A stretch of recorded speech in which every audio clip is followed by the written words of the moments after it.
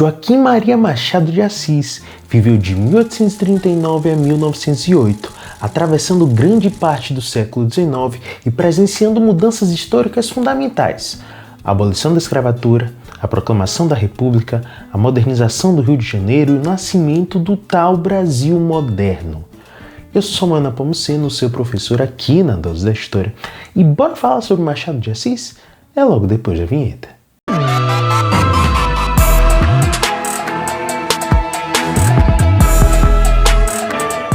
Para a gente entender a importância histórica de Machado de Assis, vale a pena conhecer um pouco das origens desse personagem histórico.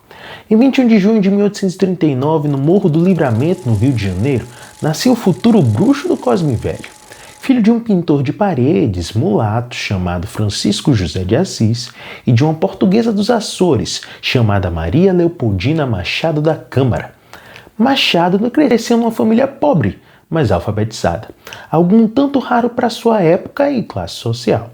O Rio de Janeiro de sua infância era ainda a capital do Império Brasileiro, uma sociedade escravocrata em plena efervescência. O menino do Morro do Livramento presenciou desde cedo as contradições de um país que se modernizava, mantendo a escravidão como base de sua economia. Aos 10 anos, Machado ficou órfão de mãe e se mudou com o pai para São Cristóvão. Essa experiência de mobilidade social e observação das diferentes camadas da sociedade carioca seria fundamental para sua futura obra como uma espécie de cronista social.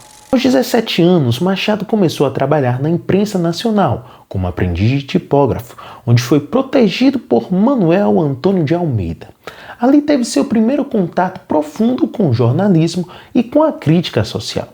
Durante as décadas de 1860 e 1870, Machado trabalhou intensamente como jornalista, colaborando com diversos periódicos: Correio Mercantil, Diário do Rio de Janeiro, Gazeta de Notícias. Essas crônicas que ele escrevia retratavam a sociedade da época. Como cronista, Machado interpretava os fatos com ironia e revelava, dentre outras coisas, as contradições de seu tempo.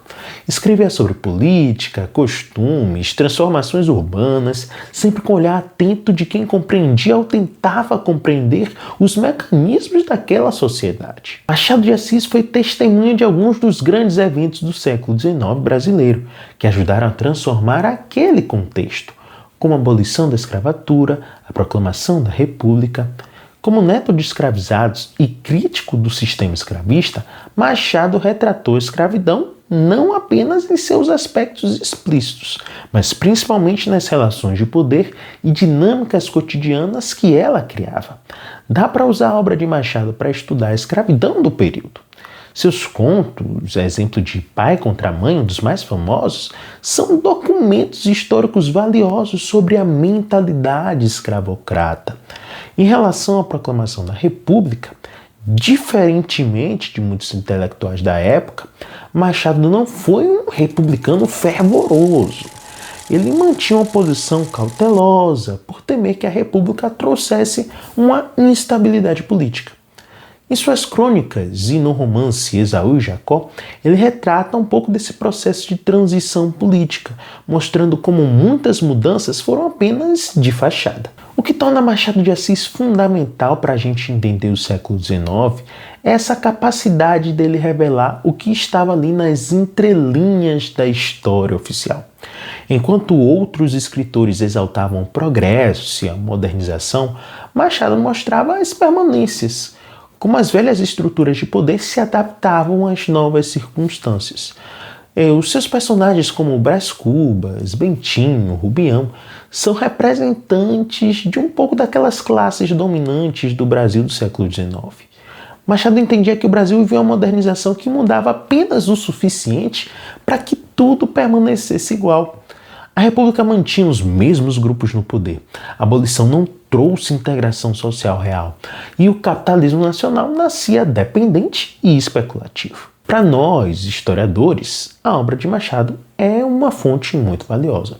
Seja pelas crônicas, seja pelos romances, dá para a gente capturar fragmentos do cotidiano daquela sociedade, as mentalidades e estruturas que estão refletidas naquelas obras. A ficção pode ser, sim, fonte histórica. Ler Machado permite a gente conhecer um pouco de como pensava, como se comportava a elite brasileira do século XIX, as contradições da modernização brasileira, as permanências escravocratas na sociedade no pós-abolição e muitos outros temas. E, sinceramente, conhecer um pouco mais do contexto daquela época traz toda uma nova experiência de leitura à obra machadiana. E eu falo por experiência própria. Outra coisa, ler Memórias Póstumas ou um Dom Casmurro depois de ter contato com os conhecimentos que eu tive na graduação, por exemplo.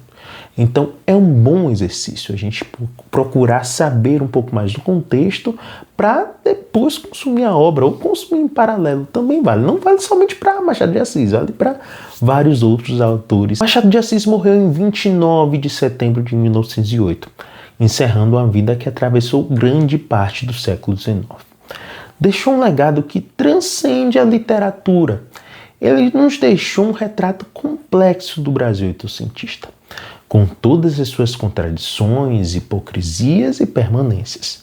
Para entender um pouco da formação da sociedade brasileira nos tempos mais recentes, como se construiu a nossa identidade nacional e como funcionavam as estruturas de poder do século XIX, Machado de Assis é uma leitura obrigatória.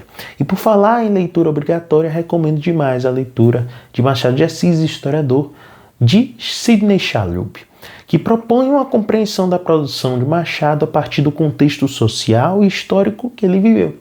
No mais, se inscreve para não perder mais nenhum conteúdo e conta aqui para mim nos comentários qual obra de Machado de Assis vocês acham que seja fundamental para a gente entender um pouco do Brasil do século XIX. Curtam o vídeo, se inscrevam no canal e até a próxima.